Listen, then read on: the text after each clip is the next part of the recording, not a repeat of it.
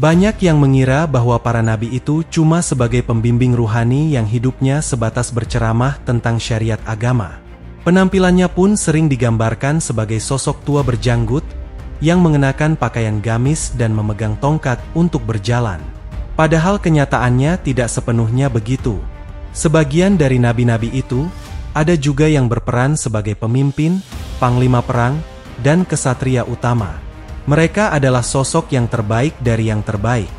Berikut kisah hidup dari seorang ulul azmi atau rasul pilihan yang mempunyai ketabahan luar biasa yang patut dijadikan sebagai teladan kita semua. Ketika Nabi Ibrahim masih terbilang muda, pada saat itu, setelah berhasil meninggalkan negeri yang dikuasai oleh Raja Namrud, yaitu negeri Shinari, yang terletak di sekitar negara Irak sekarang, maka atas petunjuk yang didapatkan, pemuda tampan bernama Ibra lalu pergi ke negeri Kanaan. Negeri yang pada masanya terkenal subur dan makmur. Terlebih di sana juga sudah terdapat peradaban yang cukup tinggi dan menjadi pusat kehidupan ruhani oleh banyak suku bangsa di dunia. Kanaan adalah istilah kuno untuk wilayah yang sekarang meliputi Palestina, Lebanon, serta sebagian Yordania, Suriah, dan sebagian kecil Mesir Timur Laut. Tanah Kanaan terbentang dari Lebanon hingga Sungai Mesir di selatan, dan lembah Sungai Yordan di timur. Dipilihnya wilayah Kanaan, tepatnya lagi di tanah Palestina sekarang, sebagai tempat untuk memulai hidup yang baru, sebagiannya didasarkan atas keinginan untuk menjalin hubungan. Pada masa itu, kota Salam atau Yerusalem Palestina saat ini, telah menjadi pusat perdagangan dan spiritual.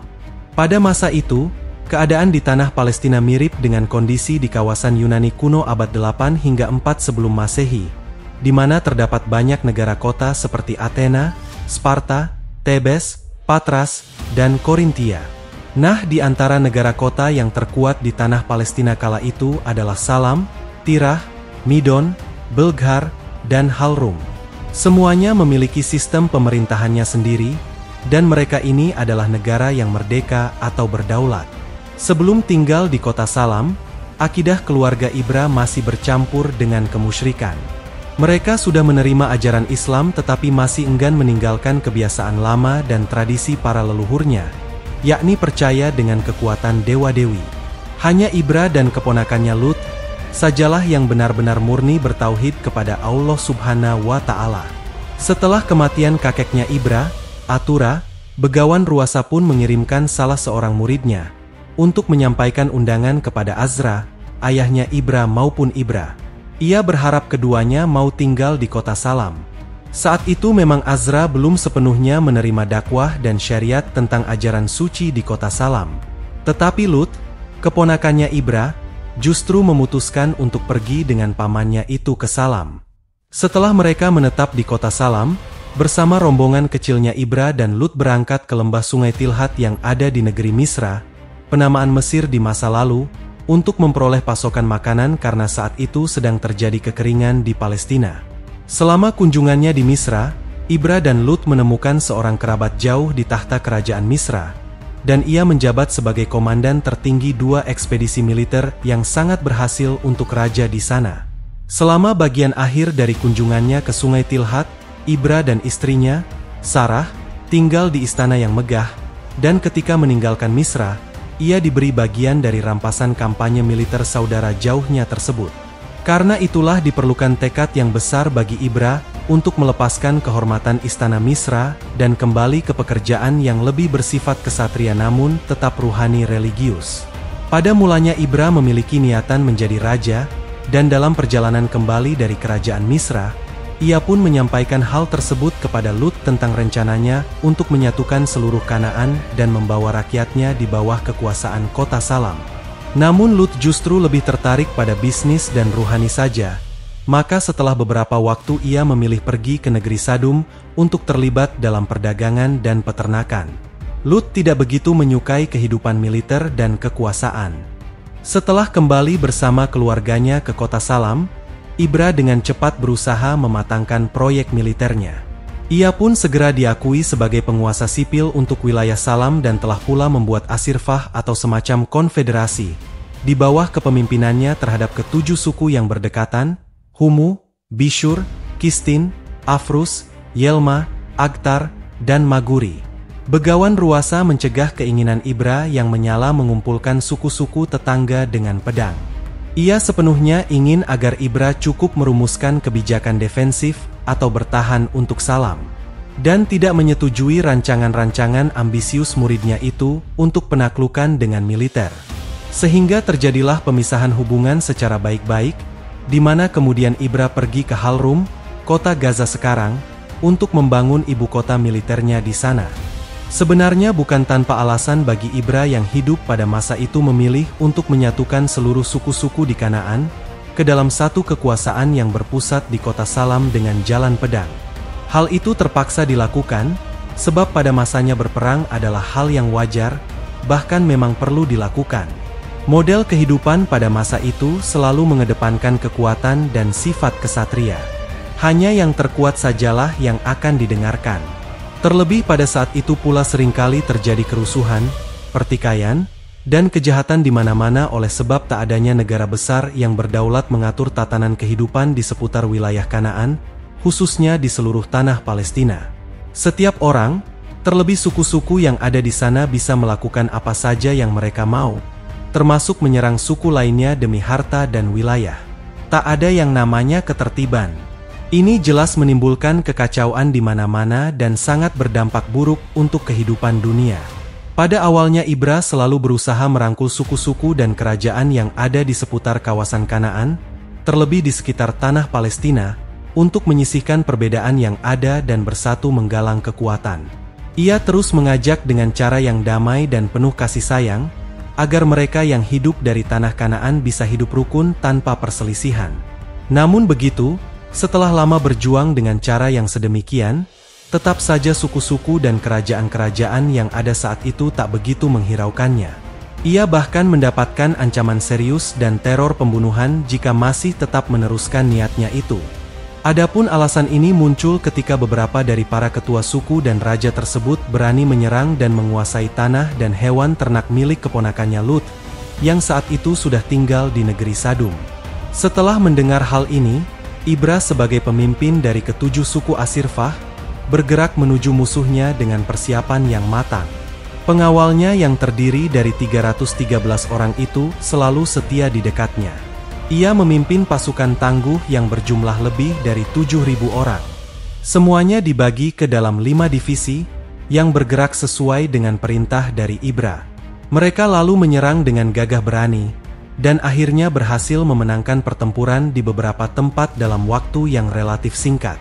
Satu persatu suku-suku dan kerajaan yang terdekat berhasil ditaklukkan. Ketika Begawan Ruwasa mendengar deklarasi perangnya Ibra, ia pergi untuk mencegahnya tetapi hanya bertemu dengan mantan muridnya itu saat ia kembali sebagai pemenang dari pertempuran. Ibra bersikeras bahwa Tuhan sudah memberinya kemenangan atas musuh-musuhnya dan bersumpah akan memberikan 10% dari rampasannya ke kota Salam. Sedangkan yang 90% lainnya ia pindahkan ke ibu kotanya di Halrum. Dan setelah pertempuran Urhan tersebut, Ibra pun menjadi pemimpin tertinggi Asirfah atau semacam konfederasi yang terdiri dari 13 suku, yakni Humu, Bishur, Kistin, Afrus, Yelma, Agtar, Maguri, Senya, Kudaf, Usura, Tubakal, Nerihat, dan Esron, dan 5 kerajaan yakni Arifaya, Gaznah, Dhahari, Uridhas, dan Tamam. Inilah tonggak awal berdirinya tatanan dunia baru. Dan kemudian, selama lebih dari 30 tahun sejak mencetuskan Asirfah di kota Halrum, akhirnya Ibra berhasil menyatukan seluruh wilayah Kanaan, yakni Palestina, Lebanon, serta sebagian Yordania, Suriah, dan sebagian kecil Mesir Timur Laut, ditambah lagi sebagian tanah di negeri Shinari atau Irak sekarang. Di seluruh negeri tersebut, hanya ada satu negara yang berdaulat, yang sangat disegani oleh semua negara di dunia. Selama 30 tahun lebih menjalankan agendanya untuk menyatukan seluruh Kanaan, sosok Ibra tidak selalu menggunakan jalan militer dan perang. Sebab ia juga melakukannya dengan cara-cara diplomasi yang elegan. Semua tergantung situasi dan kondisi yang ada saat itu.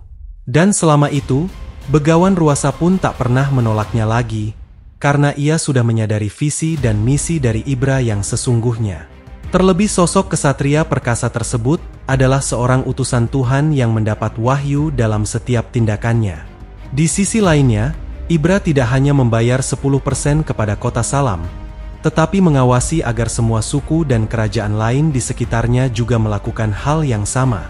Hubungan diplomatiknya dengan penguasa kerajaan Shinari dan Misra pun telah berubah, karena sang raja merasa segan kepada Ibra.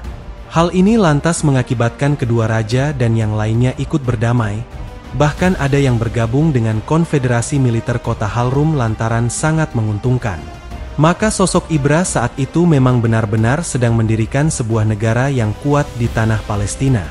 Sedangkan kota Salam berada dalam perlindungan konfederasi Halrum dan mendapatkan keistimewaan dengan menjadi sebuah kota suci yang dikeramatkan. Karena itulah, namanya pun dilengkapi menjadi Darussalam, atau yang berarti negeri yang damai. Ini sesuai dengan petunjuk ilahi yang diterima oleh Ibra pada waktu itu. Ibra memang telah mencita-citakan penyatuan seluruh Kanaan dan wilayah-wilayah lainnya lewat jalan penaklukan. Tekadnya hanya dilemahkan oleh fakta bahwa gurunya, yakni Nabi Khidir kurang merestui usaha tersebut. Namun Ibra telah hampir memutuskan untuk memulai penaklukan itu, ketika ia khawatir bahwa dirinya tidak punya anak laki-laki untuk menggantikannya sebagai penguasa dari kekaisaran yang diusulkan ini. Ia pun mengatur satu pertemuan lagi dengan Nabi Khidir dan dalam forum tanya-jawab inilah Nabi Khidir meyakinkan kepada Ibra agar ia meninggalkan rencananya untuk penaklukan secara jasmani dan pemerintahan duniawi, yang sementara itu demi untuk mendukung konsep ruhani ilahi tentang kerajaan surga. Ia harus lebih condong kepada tugasnya sebagai Nabi yang membimbing umat manusia ketimbang sebagai Raja Penakluk. Mendapatkan peringatan itu, tak sedikit pun Ibra menolaknya. Ia bahkan segera mengikutinya dengan mengatur segala urusan ketatanegaraan sebelum turun tahta. Penggantinya yang kelak memimpin Asirfah di kota Halrum, dipilih sesuai dengan petunjuk ilahi. Saat itu, terdapat 3 calon yang pantas, dan mereka itu harus mengikuti ujian seleksi yang telah ditentukan berdasarkan wahyu ilahi. Dan terpilihlah Hamsa, seorang tangan kanan Ibra saat di pertempuran Urhan, sebagai pemimpin Asirfah di kota Halrum selanjutnya. Sementara Ibra sendiri, setelah acara suksesi kepemimpinan usai dilaksanakan, langsung memposisikan dirinya sebatas penasehat konfederasi yang tidak lagi terikat dalam urusan negara dan militer. Ia benar-benar fokus dengan tugasnya sebagai pembimbing umat dalam urusan syariat dan spiritual ruhani. Tak lama setelah turun tahta usai, istri keduanya, Hajar, bisa mengandung. Selang beberapa bulan kemudian anaknya yang pertama, yaitu Ismail pun lahir. Dan setelah kelahiran Ismail, Ibra pun mengambil sikap yang sangat khidmat terhadap penjelasan dari Nabi Syis untuk segera pergi ke tanah Makkah, membawa istri dan anaknya yang baru lahir ke sana. Dan sejak waktu itulah, ia pun mengubah namanya dari Ibra menjadi Ibrahim. Adapun kata Ibra itu sendiri berarti yang terpuji, sementara tambahan him berasal dari kata hima yang berarti bapak. Selain itu ada pula kata ama yang berarti ibu. Sehingga nama Ibrahim itu berarti seorang bapak yang terpuji. Sedangkan dari sisi lainnya, nama Ibrahim berasal dari 2 suku kata, yakni ibe yang bermakna bapak, serta rahim yang artinya penuh dengan kasih sayang. Sehingga jika disatukan, arti dari nama Ibrahim adalah seorang bapak yang penyayang. Dan sejak saat itulah beliau lebih dikenal dengan sebutan Nabi Ibrahim. Setelah berselang 15 tahun, istri pertamanya, Sarah, pun mengandung. Darinya lahir seorang anak laki-laki yang diberi nama Ishak. Sama seperti Ismail, di kemudian hari ia pun diangkat menjadi nabi dan merupakan cikal bakal dari Bani Israel. Ishak ini menurunkan putra bernama Yakub yang memiliki nama gelar sebagai Israel, atau dalam artian orang yang sering berjalan di malam hari. Yakub sendiri memiliki 13 orang anak laki-laki, salah satunya Nabi Yusuf yang kemudian menurunkan kabilahnya masing-masing. Semua kabilah-kabilah itu di kemudian hari disebut sebagai Bani Israel. Nabi Ibrahim memperoleh anaknya yang bernama Ismail pada usia 100 tahun. Sedangkan saat mendapatkan anaknya Ishak, beliau sudah berumur 115 tahun. Cukup tua untuk standar kehidupan pada masa itu, meskipun pada masa itu juga usia rata-rata manusia bisa lebih dari 300 tahun.